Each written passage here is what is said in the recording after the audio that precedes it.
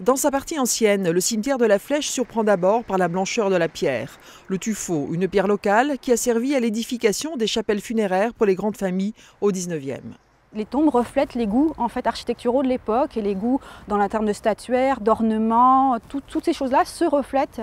Donc c'est pour ça par exemple qu'on a des chapelles avec des grands vitraux parce qu'au XIXe siècle on redécouvre l'art du vitrail et donc on crée de nouveaux vitraux avec toutes sortes de techniques différentes et ça fait partie en fait de l'art du XIXe siècle. François-Théodore Latouche fut maire de la Flèche au XIXe siècle. Par cet édifice, la population lui signifie sa reconnaissance.